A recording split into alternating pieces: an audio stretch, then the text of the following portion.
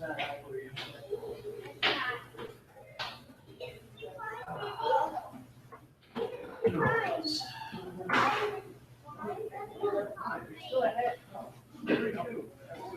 else, dude? Fly balls, man. Just fly balls the whole game. That was awful. Well, it was real bad when Volkets get totally screwed on a couple of those walks. Yeah.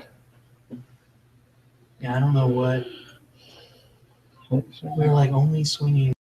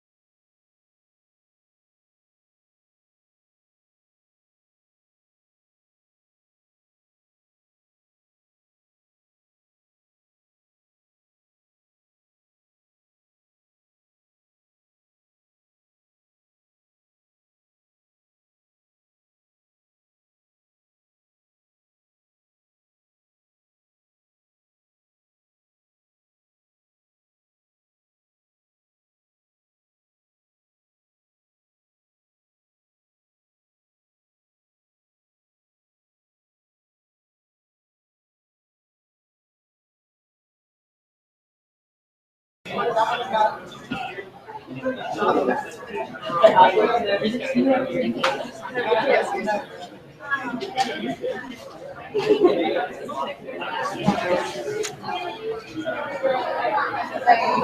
got me on the notes? Yeah, it's like, I'm not going to take notes. I'm just going to. okay, yeah, whatever.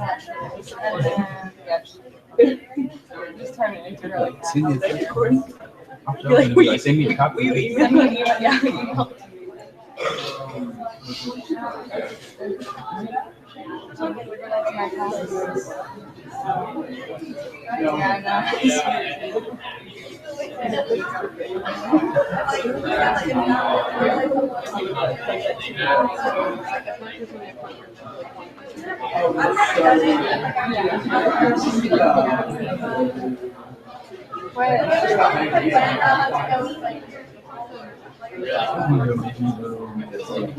She's talking about like if you look at it, you're going to say what that's What is? Which girl said that? I don't ever listen to that.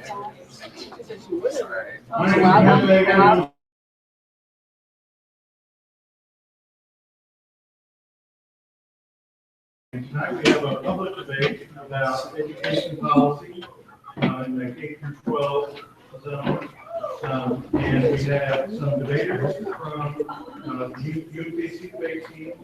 And we're also co-hosting this with Debate Kansas City, which is the urban debate league in Kansas City, which promotes debate at the high school and middle school level. Over 400 students throughout the city participate in Debate Kansas City. So I'm going to go ahead and introduce the debaters here in a second and introduce our judge. I just want you to keep in mind that this is a debate, so it has two sides to the issue. The debaters do not choose which side they get to represent. We'll have one side arguing on the affirmative that the community members and public institutions should stop supporting charter schools, and we'll have the negative, which will argue against that resolution. So the nature of the debate, the idea of the debate is to present both sides of the issue, and through the research for that and the presentation of that, both sides, the audience and the debaters all learned about the intricacies of the policy. So tonight we have 4 members of the debate of the UMKC debate team. We have on the affirmative, we have Antonia Scott and Corey Fisher.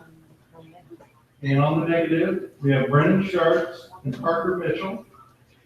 The format will be 6-minute instructions. Each of the debaters will give a 6-minute speech. Affirmative, then negative, then affirmative again, then negative again, and then there will be 4 rebuttals, each 4 minutes long. Okay? Tonight we have one guest judge from, as a member of Debate Kansas City.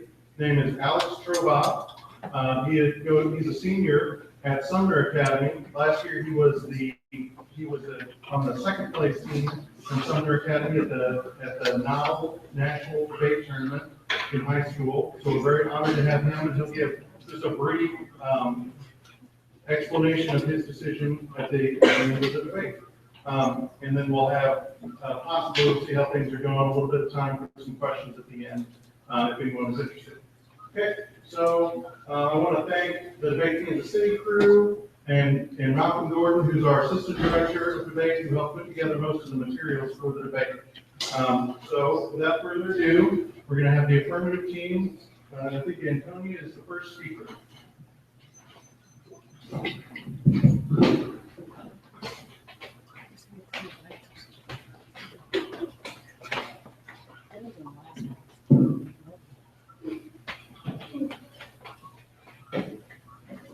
Education is the last standing promise of the American dream. It is one of the areas of public policy where we are united in our belief that every child has the right to obtain the knowledge and skills necessary to succeed in our society. Unfortunately, for over 30 years now, our education policy has been framed under the belief that market-driven practices are the only way to enhance student achievement.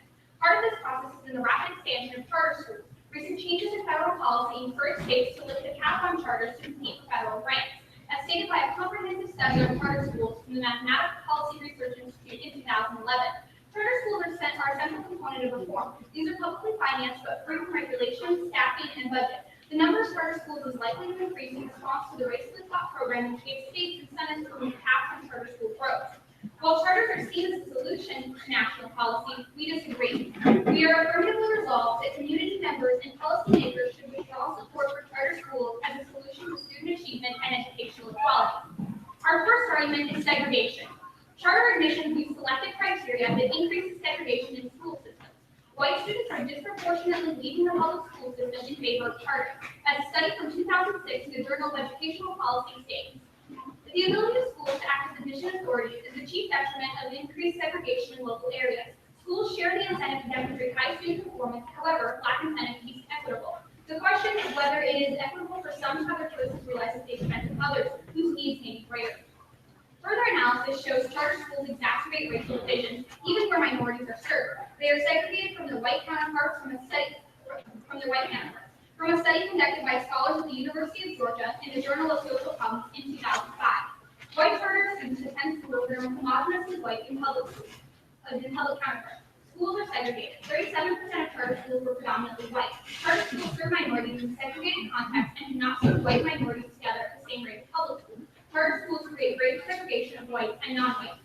This is not a recent phenomenon. School choice rhetoric has been around for decades. The study cited above notes that the first choice schools were white play academies established in the South as a response to desegregation. The first choice schools were white play academies following the Brown v. Board of Education. To avoid African American students, white parents recruited through the system and established private academies that were publicly funded. Charter schools are independent public schools. They provide opportunities for increased segregation by race or socioeconomic status. Further, charter schools are another manifestation of white flight. Charters see more white enrollment where the districts are integrated. This follows the same pattern we've seen in other policy areas for over 50 years. Again, from the University of Georgia scholars. Competition over status finds whites avoiding their non-white counterparts. Racial integration does remain a key factor in the racial composition of charter schools. The integration level affects the whiteness of a charter school. After we control for academic achievement, charter schools provide public option for white flight. We move on to our second argument. Charter schools do not increase academic achievement. In the same study by Lynch in 2014, we found that once you control for school demographics, minority students in charter perform lower or at best at the same level as their public counterparts.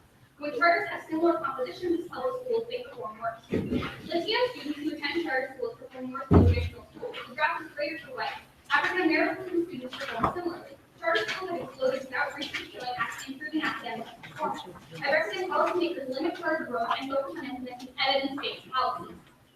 This is not to say that there are no charter schools that increase achievement, but they often increase by siphoning off the students who are more likely to succeed in public schools. Admissions criteria mean that students who are more motivated or have parents who are involved are more likely to get through the application. Again, from the Journal of Education Policy. Admissions processes allow schools to filter their applicants to ensure their beliefs about education are supported. Charter schools discourage certain applicants and seek out families with particular similarities. And charter school growth decreases the budget and resource access of other schools because of declining attendance. This often leads to programs and entire schools being cut. Again, from Lynch in 2016. Charter schools had a negative impact on budget. Administrators had to make cuts such as closing schools, cutting staff, or decreasing per pupil funding, which cut important academic programs vital to student success.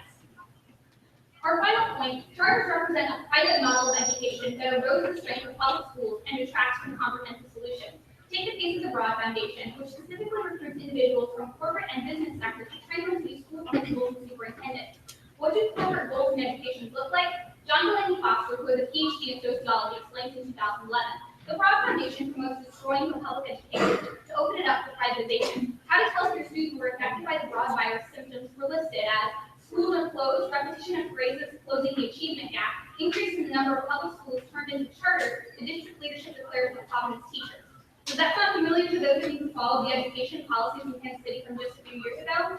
Well, that's because John Covington, former superintendent of the KC School District, was trained by the Broad Foundation. He eviscerated our public school system, then moved on to Detroit, where he did the same to them. These are short-sighted solutions that prevent communities from coming together to tackle big issues that plague our system. The achievement gap is a socioeconomic and structural issue. It's about more than education. It's about the political, cultural, economic, and social conditions that exacerbate barriers to equality. Again, from Foster in 2011. the achievement gap that does not address wider social problems represented in school codes. Several decades of reform have failed. Most recent analysis have isolated education, regulatory aspects of reform. The structural basis for failure in schools is political, economic, and cultural, and must be changed before improvements can be implemented. The picture is clear. Charter schools may be able to lift students' achievement levels in limited circumstances, but they hardly represent a solution to achievement. They increase segregation in our school system, throwing a lifeline to some students while leaving others out. They detract us from the real crisis, the socioeconomic issues of poverty, racism, and inequality. We ask that community members support the amendment.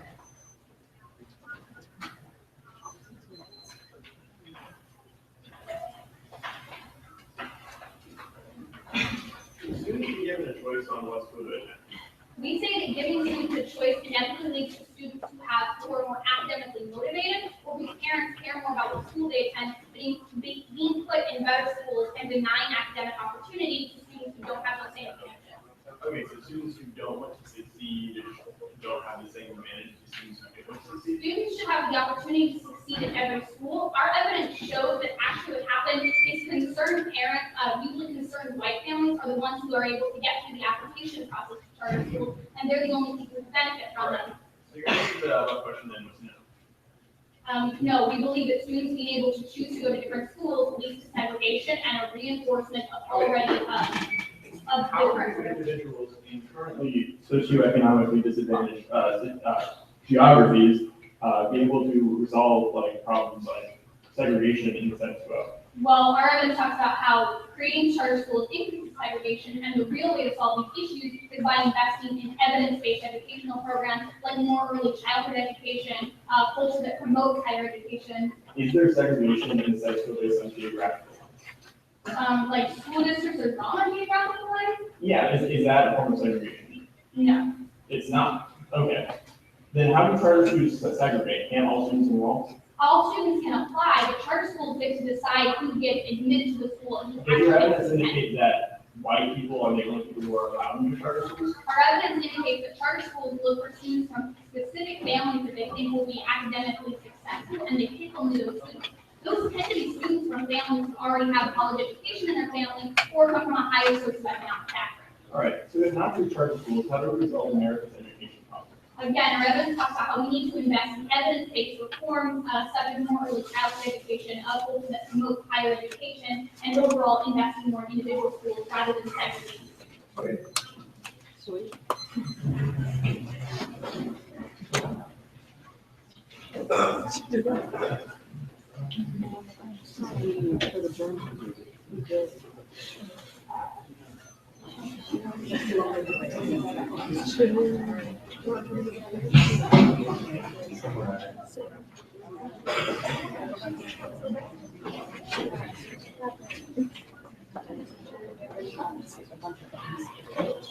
Let me introduce you to some enlightening facts from RankingAmericaResearch.com.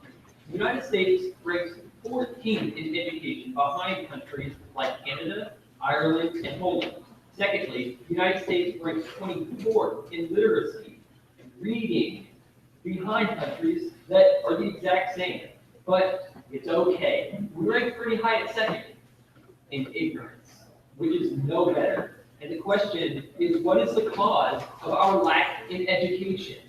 Parker and I stand in firm negation of withdrawing funding from charter schools for a few key reasons. First, let's talk about how the United States education system is failing. We must innovate through things like school choice and charter schools. Dan Lips, a policy analyst in 2008, states that the American education system remains in a state of crisis. Millions of American students continue to pass through the nation's public schools without receiving quality education.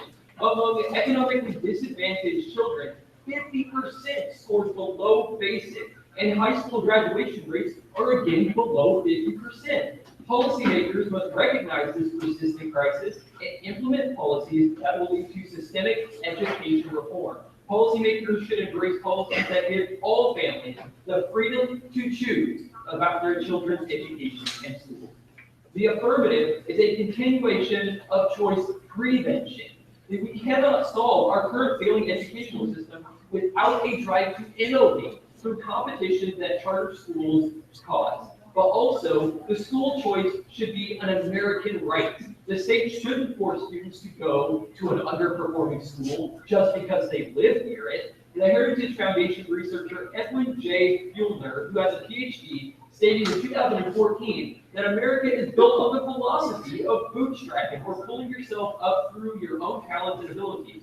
No tool is better suited for doing that than a good education. School choice is helping more and more children get the best education possible. It's only natural that parents would take advantage of a rise in school choice options to ensure that their children were in the best school possible. The idea that you have no choice but to attend the school closest to where you live is not the best, and the school that authorities assign to you is absurd. It is blatantly anti-American, he states. The stranglehold that teachers' unions still exert is weakening, and parents who want the best education possible for their children can pick the best one that is available, not to settle for wherever or whatever they are given, no matter how poor it is. But also, prevention of school choice destroys things like social mobility, because those in socioeconomically disadvantaged situations, and as Americans, we must have the right to choose our educational system. The affirmative forecloses that right, which is inherently negative. But also, let's talk about their segregation advantage. They state that it is in fact bad that charter schools create segregation. We will not argue that segregation is good, obviously, but it is a question of what causes this segregation in the first place. We've all learned about how segregation is in the housing industry, specifically through projects such as redlining, that after the Brown v. Board of Education decision, people were forced into certain housing districts based off of people's investments in those districts and off of people decreasing investments and scaring away the white folk. But it is a question of changing that housing education first, because that's where school districts' lines are drawn. If we don't change the housing industry, how will we ever change things like segregation in schools? But also, charter schools are required to reflect the composition of their local school districts. Studies focusing on larger charter networks have found little evidence of segregation. Bob Lubeck from the Civitas Institute said on April 29th of 2015 that researchers at the Rand Corporation focused on segregation in 5 major metropolitan areas: Chicago, Denver, Milwaukee, Philadelphia, and San Diego. Across 21 comparisons, we find that only 2 cases in which the average difference between the sending of traditional public school and receiving charter school is greater than 10 percentage points. Charter schools in urban and disadvantaged areas guarantees that their populations will be more disadvantaged. This is merely a framework on which authors build their larger claim that white parents are using charter schools, at least in part, to avoid the more racially diverse traditional public schools. It's a bold statement that lacks real evidence. But public schools are local entities that serve local, not statewide communities. It should be noted that charter schools are statutorily required to mirror the composition of the local surrounding community. But next, let's talk about their rising achievement advantages that they say they can garner. First, charter schools create competition that raises the achievement of students remaining in traditional public schools. It's good to have both of them happening at the same time.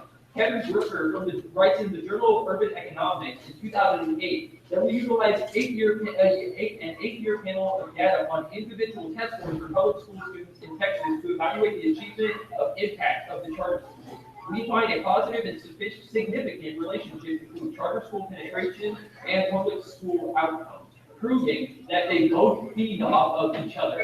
And in fact, the affirmative is a bad idea.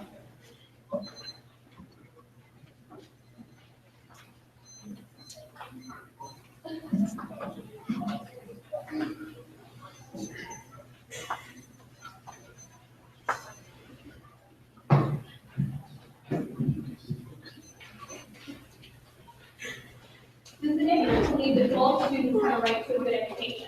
I think they do. It's that right to choose where they go. If everyone has a right to a good education, why should we focus on the improving teachers, private schools, instead of improving all schools? Listen, I think we should improve all schools, but it is key to have charter schools because it increases the competition between the two. So the public schools have to increase their quality of education so that they can keep their students in public schools. How do public schools increase their quality of education when the budgets are being slashed because of low enrollment?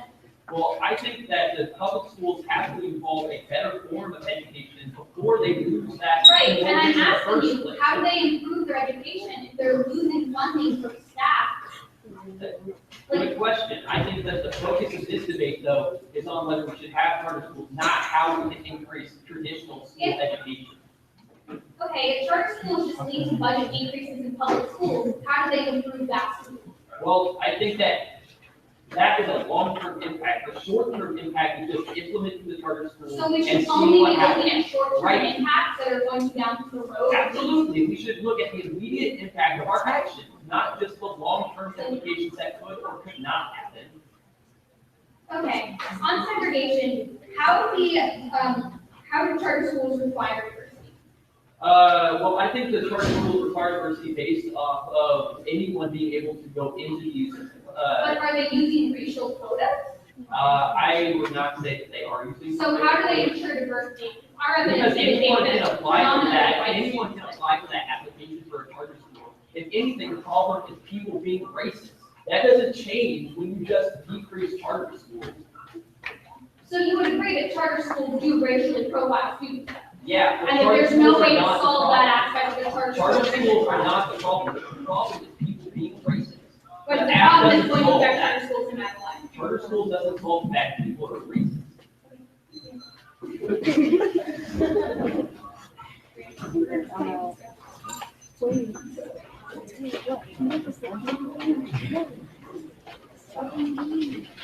Looking like it or something.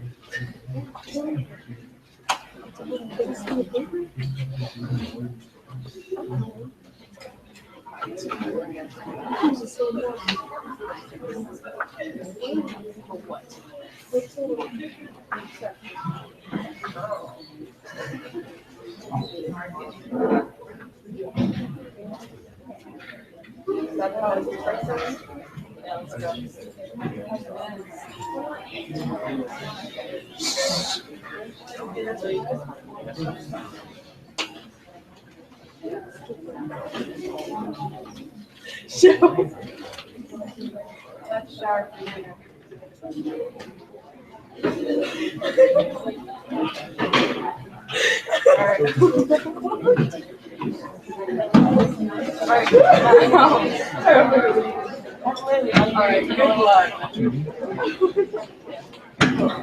Wait, you have to be back. Sorry. Yeah.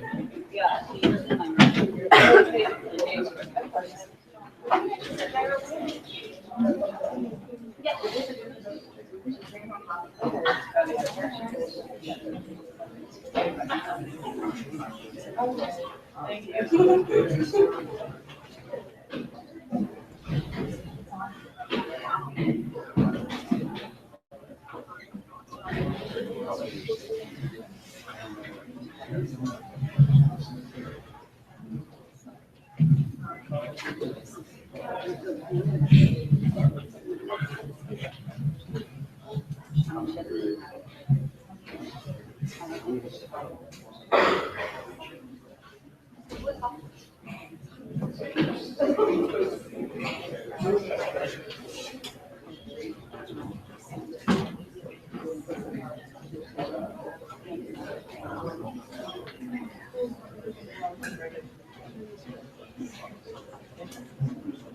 All right, can everyone hear me?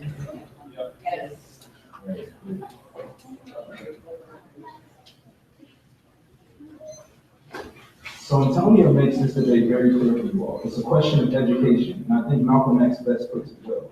Malcolm X once stated that education is the passport to the future. But unfortunately, the way that the American education system is playing out currently right now, we aren't giving our students the ability to even enter the train, the plane, or the boat to the path of the future, which is the innovation that the negative speaks of. Now, we've isolated two reasons why charter schools in specific make it impossible for students to access the passport.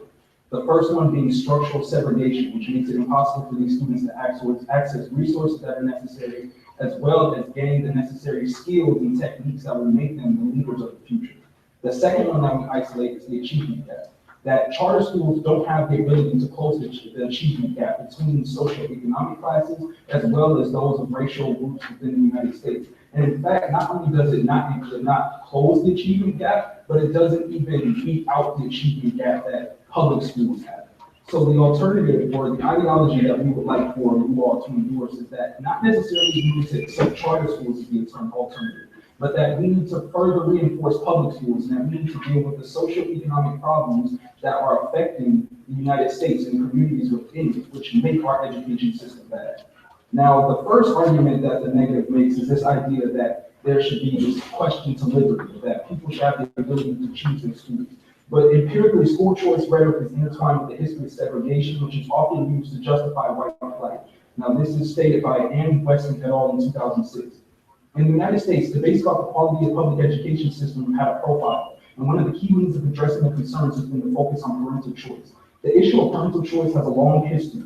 First choice schools were white flight academies established following the Brown versus Board of Education ruling in 1954.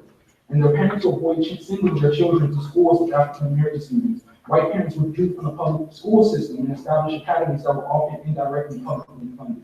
Charter schools are a notable development insofar as they are independent public schools that are established by special agreements with state or local agencies. Critics have argued that they provide opportunities for increased segregation by race, ethnicity, and socioeconomic status. Now, the negative would have you think that this is a question of the past, that the Brown versus Board of Education ruling in these predominantly white academies are something that only happened back then and that they were reactionary. But given the history of that division and the way in which when desegregation happened, Brown versus Board of Education happened, and these communities, these white families left these particular communities, they also took their tax dollars with them. They took their businesses with them. They took the revenue that made it possible for public education to be beneficial within those areas. They took those tax dollars away, and they were left with areas of people who were disenfranchised and did not have the tax dollars and the revenue necessary to make those public schools as competitive to those private white institutions. And so historically and empirically, we now have an instance where public schools are disenfranchised because certain individuals and certain communities are able to move away from them. And so it becomes a structural problem that charter schools simply do not address, but rather reinforce. Also, the second argument that they make is that charter schools improve the achievement gap. But this is answered by Michael Lynch in 2014, when Lynch states, African American students who attend charter schools perform no better than African American students who attend traditional schools. After controlling for additional variables, including student characteristics and school demographics, African American students at charters perform similarly to their peers in traditional schools, even after controlling for additional variables.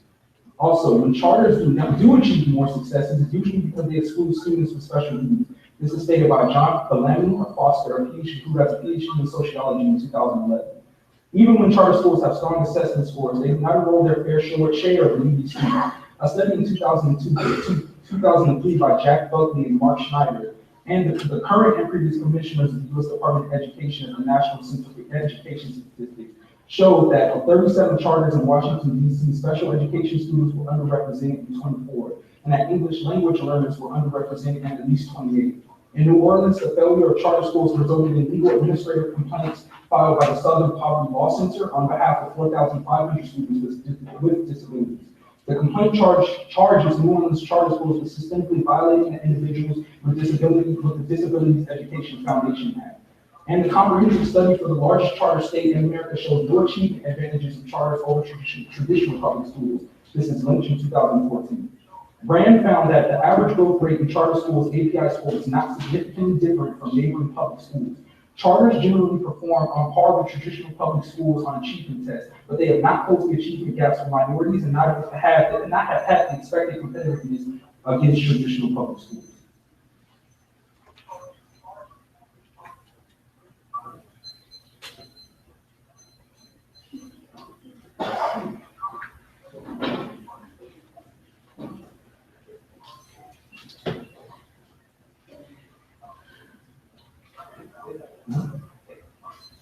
First, how do public schools get their money? I think that's pretty straightforward and simple, like federal funding. Okay. It comes out of their U.S. education department. Typically, they come from public housing and income taxes in the area around the school. Can you explain to me how removing a charter school increases a public school funding when it specifically comes from people that live in the area? If it's a low-income neighborhood, they're still not going to be in that. Okay, sure, that's part of it. Also, funding comes directly from the education department, which sets out some of those parameters for how funding is allocated to school districts. I think the real question here is how do charter schools eliminate the ability for public schools to get certain funding? You I said think that that charter. becomes possible because, Okay, as thank you. you told me, no, I think this is important to say. I think I think what happens is charter schools create That's another some. question. Right. You said that charter schools do not allow for enrollment of certain minority groups or special needs groups. Can you explain to me who makes those decisions? The executive boards that run those charter schools, which are And why, very and exclusive. they're pretty racist, right? First of all, we're not making like a personal people are racist. We're talking about structurally how institutions make it But it's those impossible for people that certain. run those institutions. How do you change their mindset?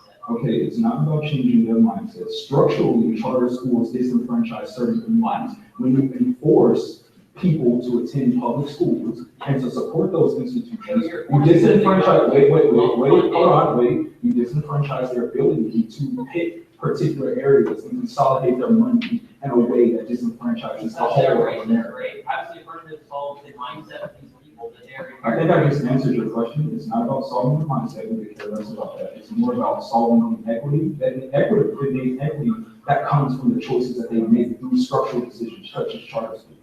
Thank you.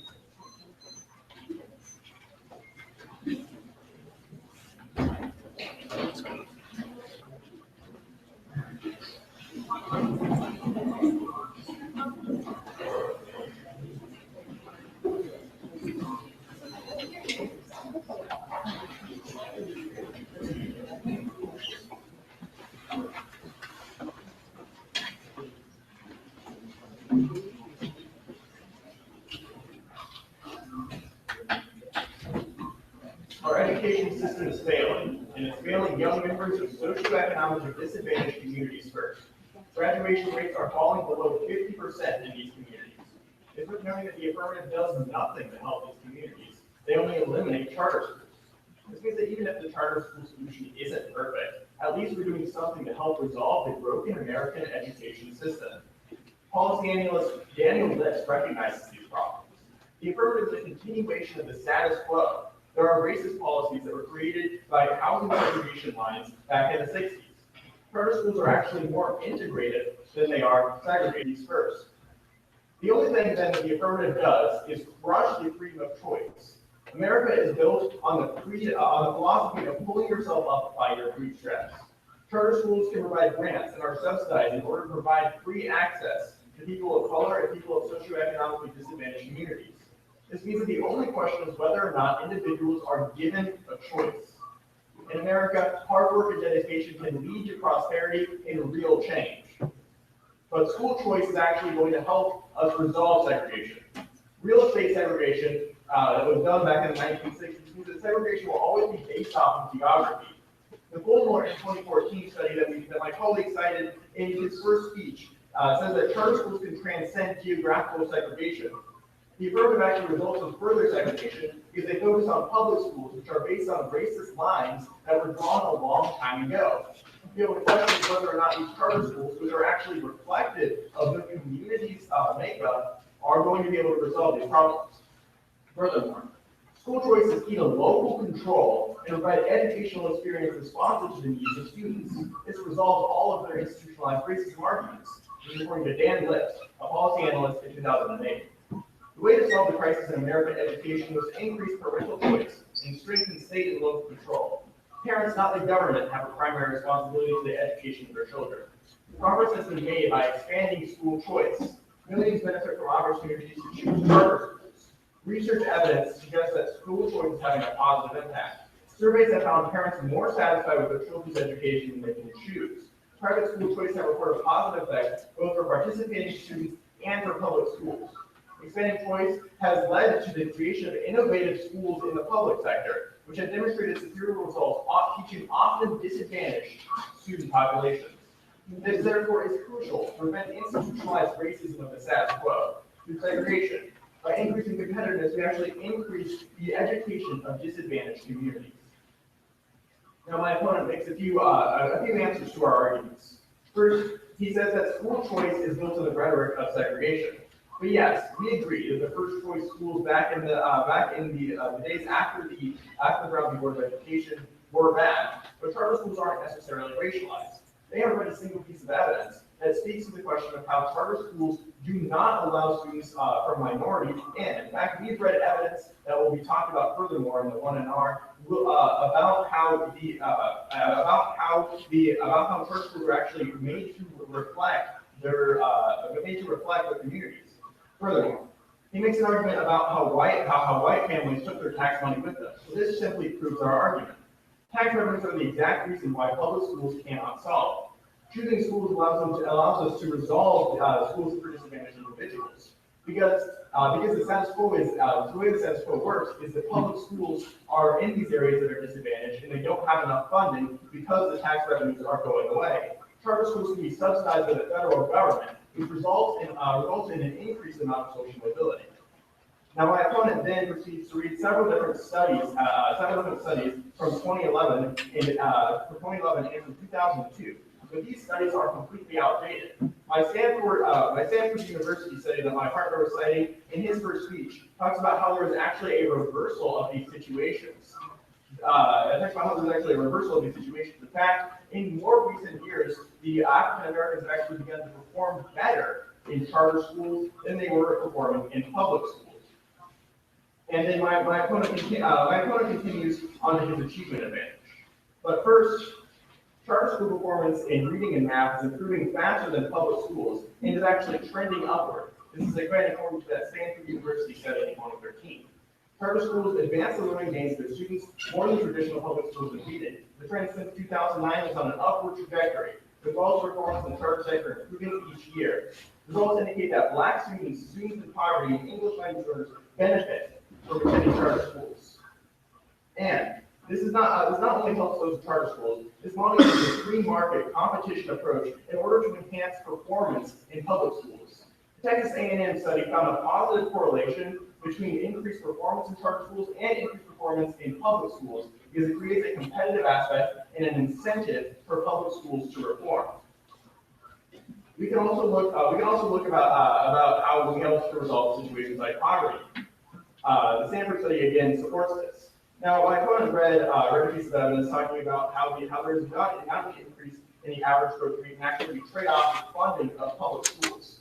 But actually, we increase the amount of funding of public schools by providing subsidies from the federal government. Again, my own opponent's argument about white flight taking tax dollars away from public schools proves this argument. And the broker evidence that we read talking about the Texas A&M study proves that, in fact, we do actually increase public school education. Or we're the only ones citing a specific study on this project.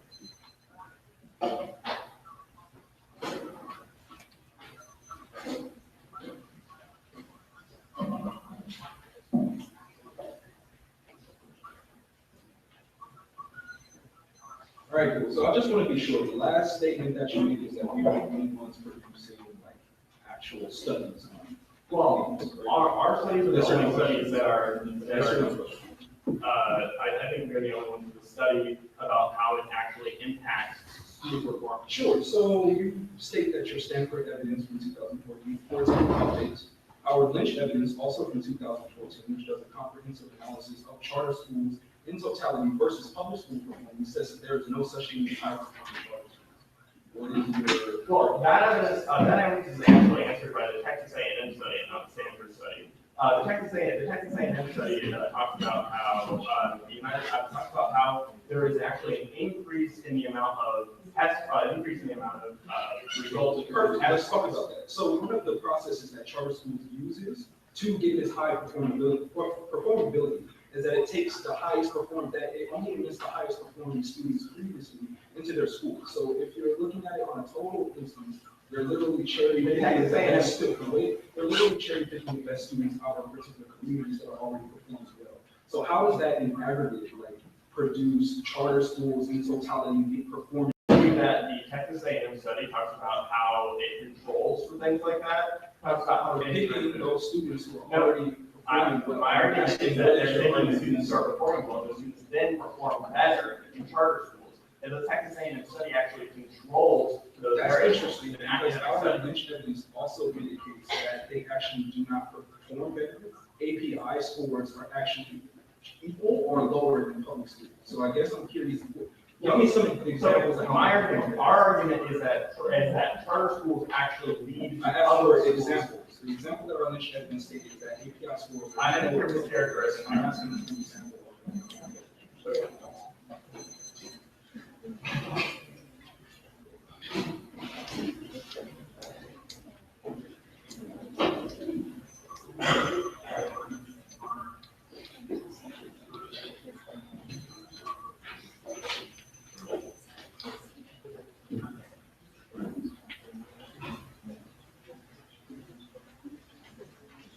At the end of the day, you may find yourself thinking the affirmative is a very good idea. But at the end of my speech, you should see yourself voting negative for a couple of reasons. First off, you'll prove that charter schools lead to more competition. Secondly, because charter schools are not excluding minorities, or even if they are, it is a cause of racism that the affirmative can't solve. And three, because they're decreasing the liberty to choose, which is the foundation of American society. First, they make a couple of arguments that we are wrong. They say that it does not lead to an achievement advantage. It doesn't lead to any sort of achievement advantage when we have charter schools. But they say, but specifically, the Center for Research on Education Outcomes from Stanford University said in 2013 that the academic age of Black students in charter schools lag behind that of Black students in the traditional public schools in 2009. But reading about 7 days of learning total. In 2013, the situation was reversed. Black students in charter schools have seen 7 additional days of learning and reading compared to their counterparts in traditional public schools. In 2013, the learning gap has disappeared. Black students have similar learning gains whether they attend a charter or traditional public school. The point I'm trying to make here is that in 2009, there was obviously an achievement gap where charter schools were achieving less and public schools were achieving more. But over a good 5 to 10 years, we will see an increase in charter schools creating more achievement and a decrease in public schools making achievement gains, because charter schools are inherently a better choice because they create that sort of competition. They can create a better learning environment because they are privately run schools, which are inherently better because they can choose the teacher, they can choose the curriculum, and they can choose the best way to teach rather than having a state curriculum off which to base that. But also, first, let's talk about why charter schools can in fact create that competition. It's that private organization, that private run school that creates that competition, that creates public schools' need to keep their enrollment, which is good, because it can increase the quality of education. But also, secondly, we'll talk about charter schools being not, in fact, decrease. They don't decrease minority participation,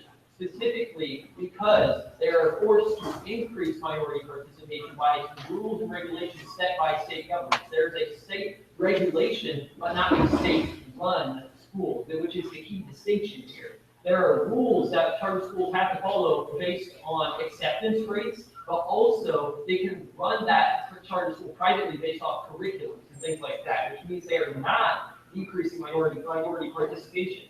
But what is the alternative if we do not use charter schools? Traditional public schools get their tax revenues based off the people that live in its area, meaning that if it's a low-income neighborhood and you're forcing those students to go to this low-income neighborhood, they're inherently going to get a worse form of education because they do not have the funding to support a better quality of education. Charter schools allow people to get out of their current economic situation by going to this charter school. They don't have to pay more to go to this charter school. It is just like a public school, but the curriculum is privately run, which is inherently better and allows people to get out of their current socioeconomic situation. And lastly, because of the liberty to choose, people have to have the ability to choose or they will never get ahead in life.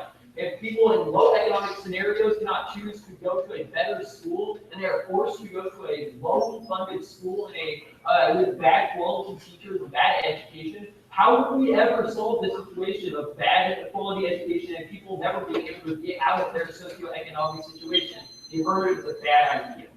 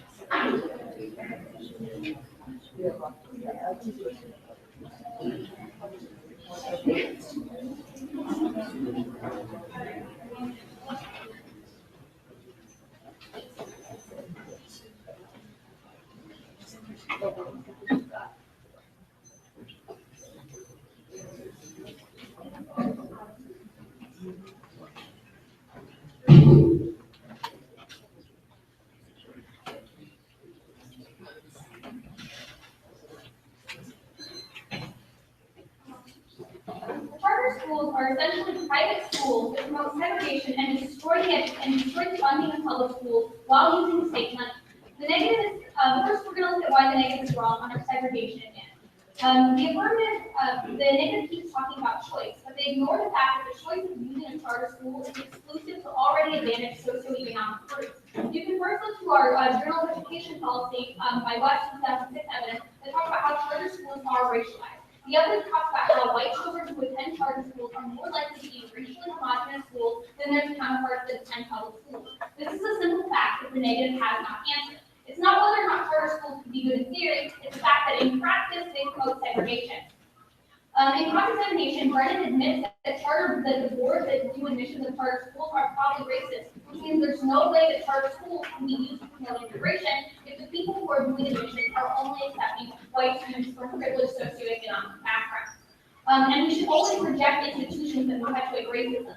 If charter schools are used to perpetuate segregation and racism, we need to reject them.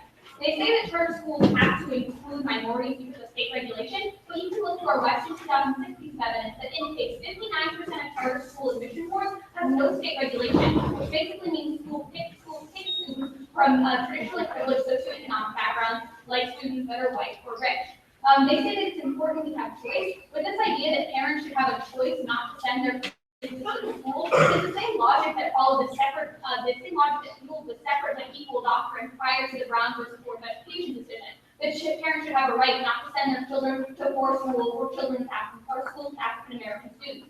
This is essentially wrong and promotes segregation. The negative was giving you no evidence that charter schools don't promote segregation or how these state regulations actually function to prevent it. They just acknowledge that the boards of charter schools are racist and admit students on a race basis.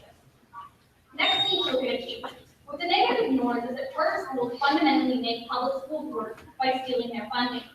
You can look to our Lynch in 2014 Q7, which talks about how there's no way for public schools to compete with charter schools because charter schools have a better reputation. And when admission rates in public schools fall, they lose funding, which means they have no way to hire better teachers or create better programs the way negative wants them to.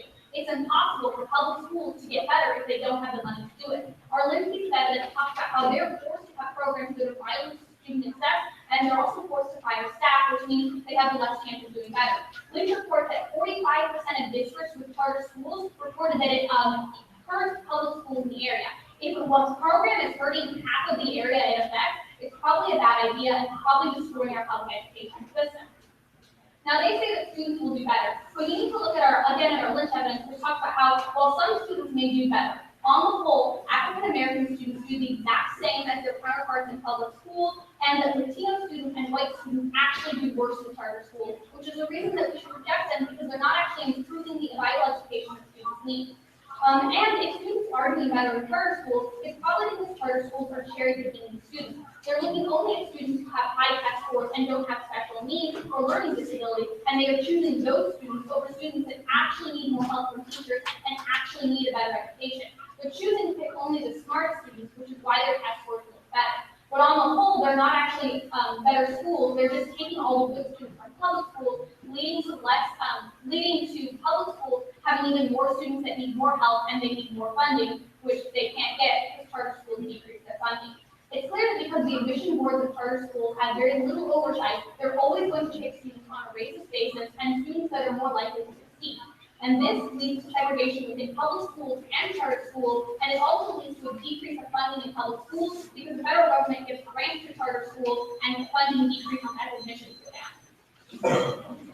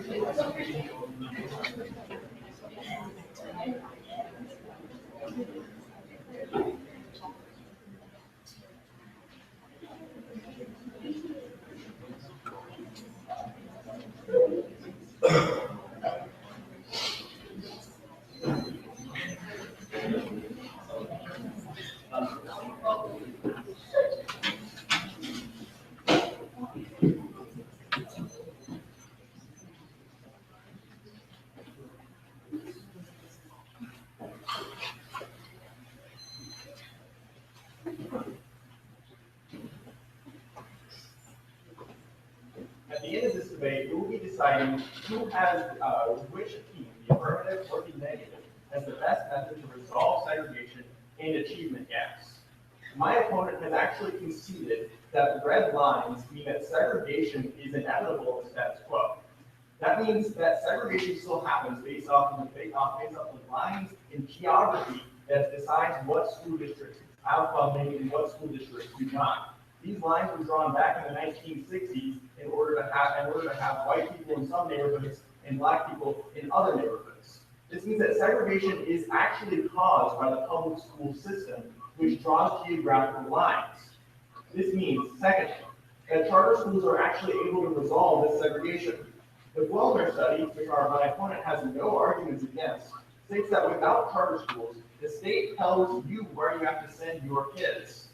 Charter schools actually help break down red lines because it allows for individuals, particularly those in lower socioeconomic situations, to decide where to send their students. This means that charter schools are actually helping break down this geographical form of segregation which exists in the status quo. In reality, public schools do not help resolve segregation, they actually increase it. Furthermore, let's turn to the Civitas study. Charter schools are also not racially biased. In fact, a study of 21 different comparisons in 2015, which is the most recent study on this question, indicates that there's no decrease in diversity when you look at a charter school versus a public school. In fact, they are exactly the same in almost every single instance, which means that there is actually no basis for the argument that charter schools increase segregation. Charter schools only have a chance of resolving segregation by breaking down red lines and by breaking down the geographical segregation that has existed for years. Furthermore, let's turn to their achievement advantage. First of all, their evidence is old. Our evidence is old. A 2014 study from Stanford indicates that despite funding cuts, public schools have actually increased their achievement. Which means that, according to the Texas A&M study, that public schools will actually, as a result of economic competition, be able to increase their engagement as a result of the threat of funding cuts. They don't have any evidence that indicates that funding cuts have actually resulted in a decreased amount of education in the public school sector. Our evidence indicates that despite funding cuts, this means that education has actually increased due to the competition factor. Which means that we're the only ones with evidence on the question of how this actually results, not just what can cause these problems. Secondly, Our evidence is predictive and not descriptive of the status quo. In fact, our evidence shows that between the date of their studies, which were in 2012, and the dates of our studies in 2014, both Black and Latino communities, as well as communities in general, have actually been trending upwards.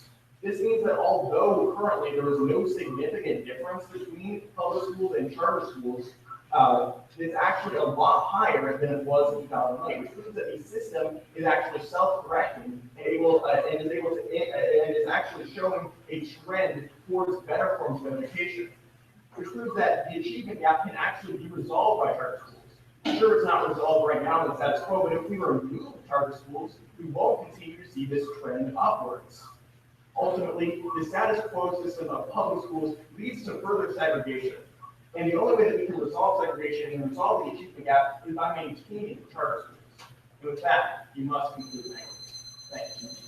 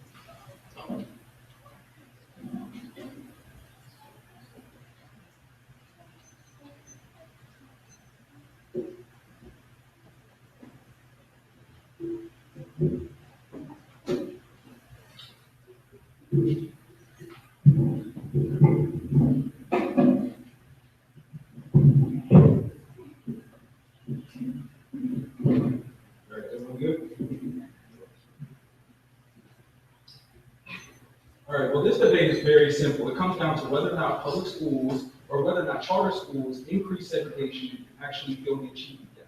I think that the affirmative team has consistently made the argument and provided the evidence necessary to make it clear that charter schools do in fact increase segregation and do not fill the achievement gap on paper or in reality. Now, the first argument the first claim that's substantiated by this argument is the mentioned 2014 evidence, which makes a very clear argument that charter schools rather enforce segregation because this idea of choice allows for affluent communities and affluent families to particularize and choose the school systems that they want to go to.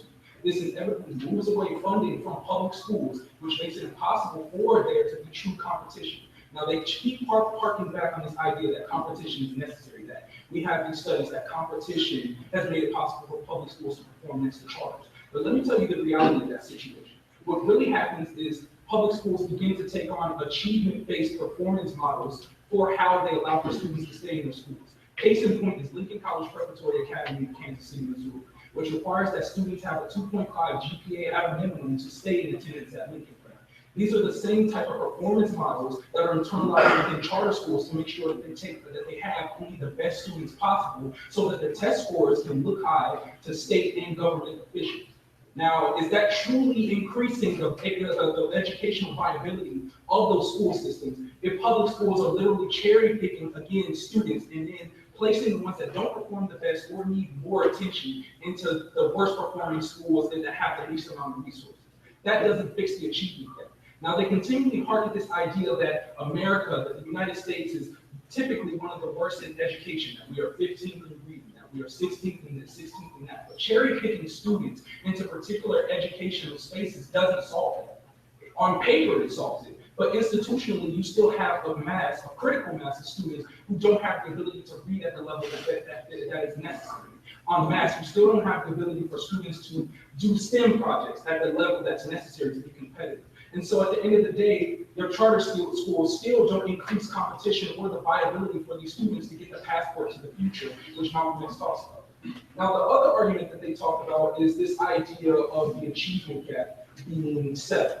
I think the Lynch evidence, again, makes this argument very clear, as well as the John Foster in 2011 evidence, which states that the only reason marginally why achievement gaps are better at charter schools is, again, because they get to cherry pick the students that they want. They don't take students who have trouble learning English, who are learning English speakers. They don't take students who have disabilities, who may have cognitive disabilities, which makes it a little bit harder for them to learn. They also don't choose students who come from socioeconomic backgrounds, which means that there might need to be just a little bit more attention from the teacher. They literally get to choose the students that already are performing the best. So on paper, it looks like the charter schools are performing well. I think this is further substantiated in the Lynch evidence because they talk about in the Stanford study where they look at 20 schools and these over 20 charter schools were performing well. Well, the Lynch evidence, which also is from 2014, which is also an indicted this article, does a study on 270 charter schools. And Lynch finds that in 2012, the API scores of African American students who attended charter schools were 14 points higher than African American students who attended traditional schools. However, after controlling for additional variables, including student characteristics and school demographics, i.e. things that I've already explained above, it was found that African American students charter performed similarly to their peers in traditional schools, even after controlling for additional variables. So it's already proven that charter schools do not perform at the capacity to which they come. There's no reason to choose them.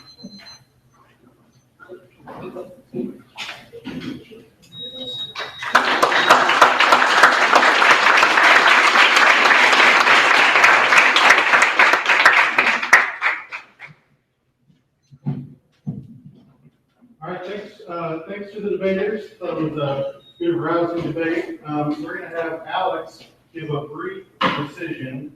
Let me just check one real quick.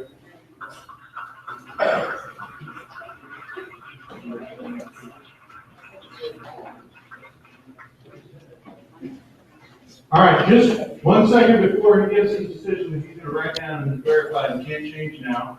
We'll just do a quick audience vote. Who thought that the affirmative won the debate? And who thought the negative won the debate? Okay, I think the record would show it was about 60-40 for the affirmative. So let's hear from Alex next. So I ended up voting absent in this debate, which is pretty easy. When Corey explains that this comes down to the issue of racial segregation and whether or not charter schools increase this in any way. And he's right, because any other argument in this round about how there might be better education at charter schools, et cetera, it doesn't matter if they're excluding people of color. That means that it's exacerbating the structural issue that they explain is the issue. That's also probably pretty good indication that even if charter schools do educate kids better, that doesn't necessarily mean that it's people of color who are being educated better, but instead people who have socioeconomic advantages, which are white people that tend to go to charter schools.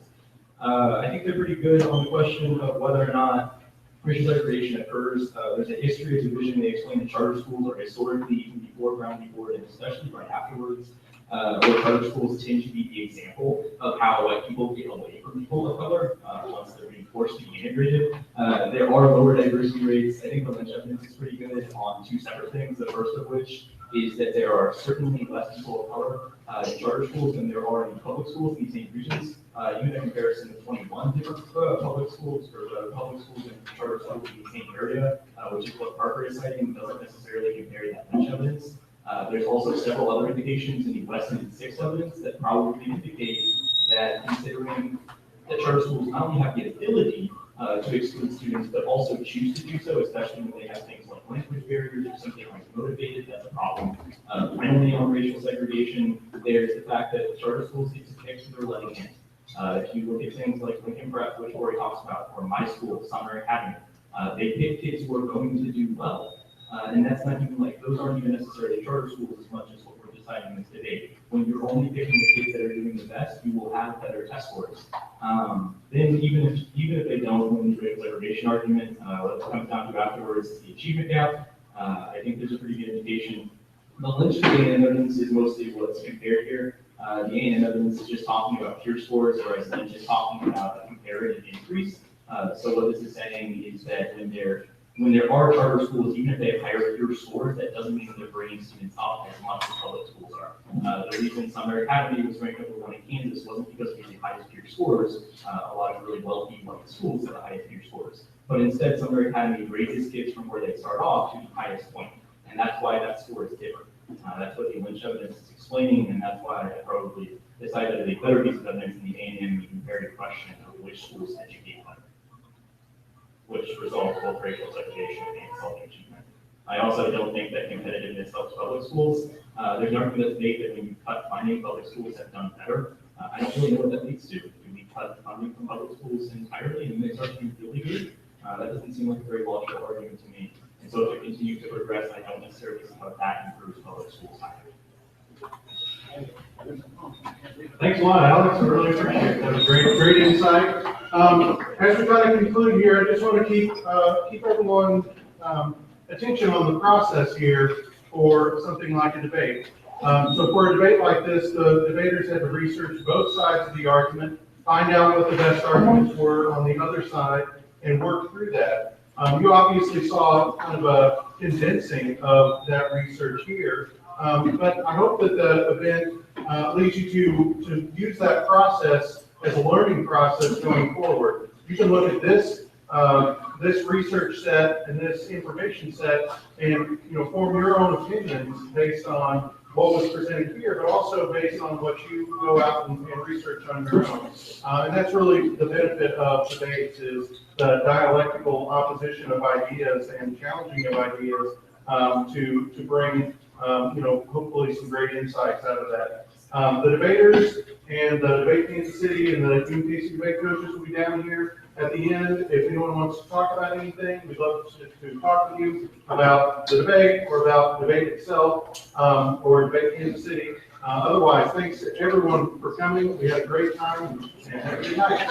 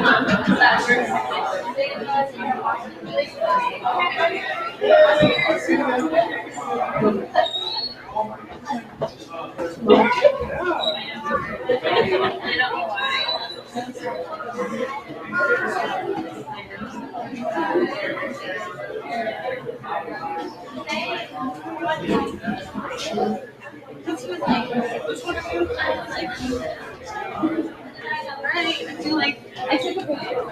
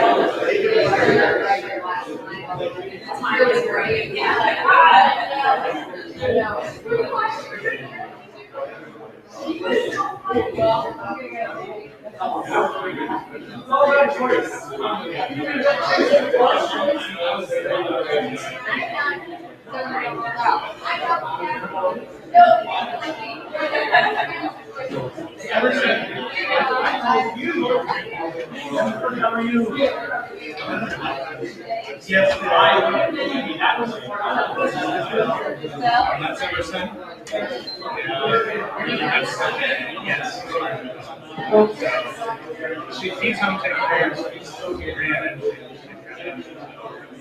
we're here.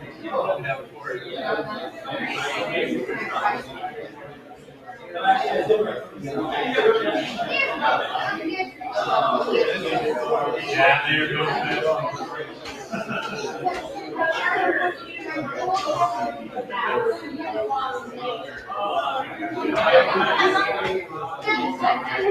All day down there. When Christmas comes,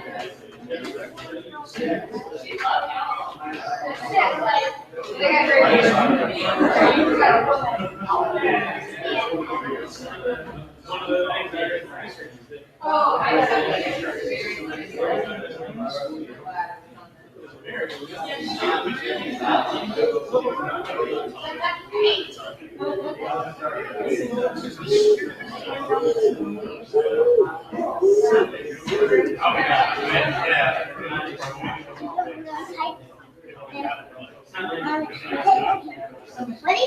Calling your mom. Get ready, set, go.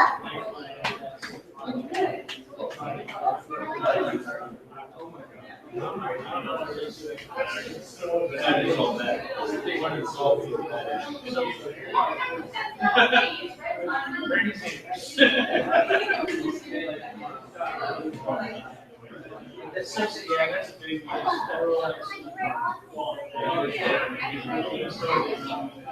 It's like 5%. It's like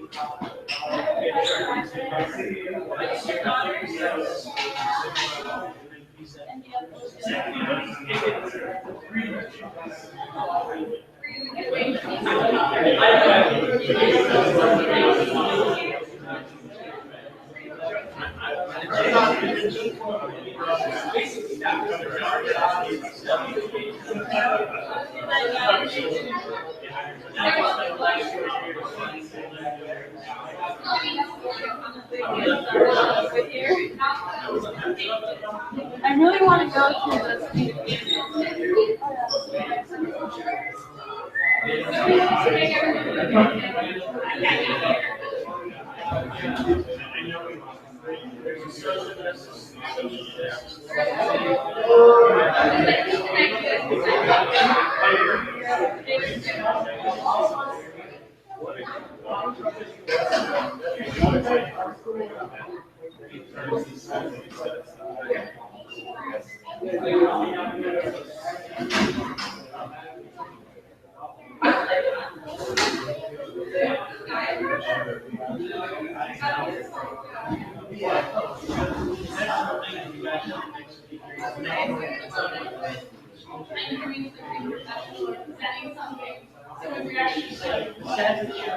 That's the only time I ever get called. I'm supposed to be doing something else about it. I mean, it's something else.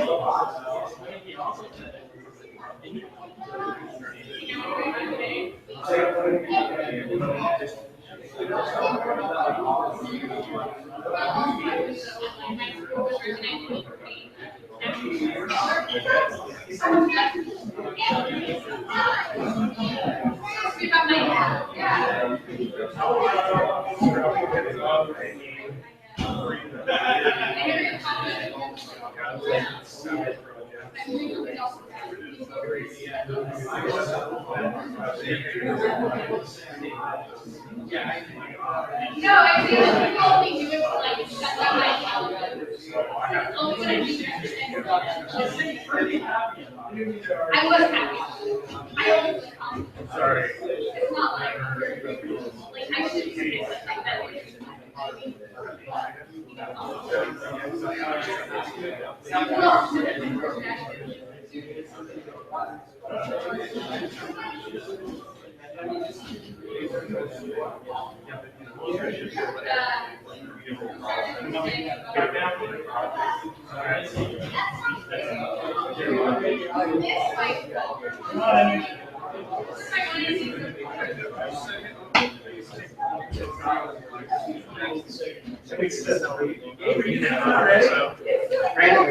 Yay! You leave already? Clean it up.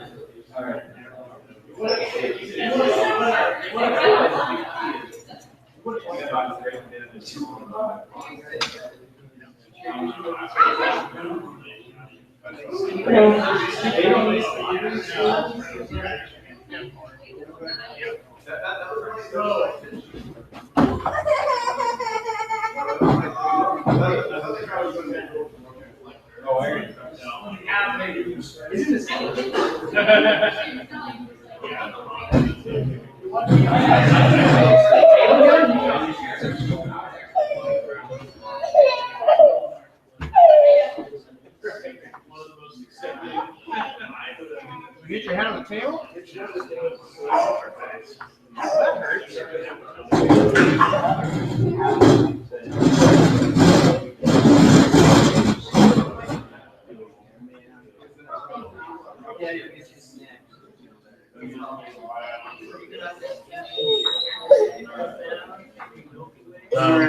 You talked to Vega, tell her Jennifer Colbine said she liked the debate, everything like she was the social justice person we were working with. Yep. Invigorating. I'm good. All right. Let's go, kids. See ya. Goodbye.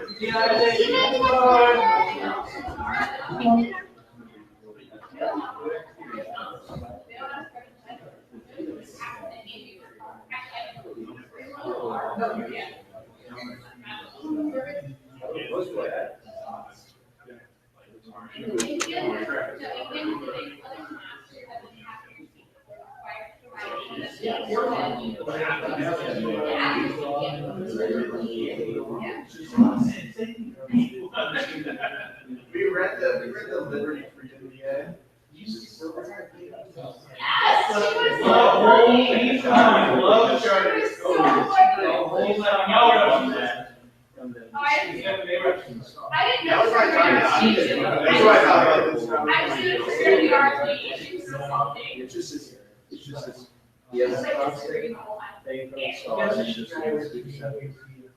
It's just the amount of time it takes, which might have happened. She does have it, and we see it visually, it makes sense. The problem is we see it visually, I see it.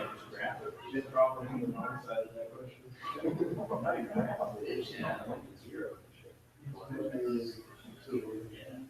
That's what I was thinking. I was like, which question? It's fine.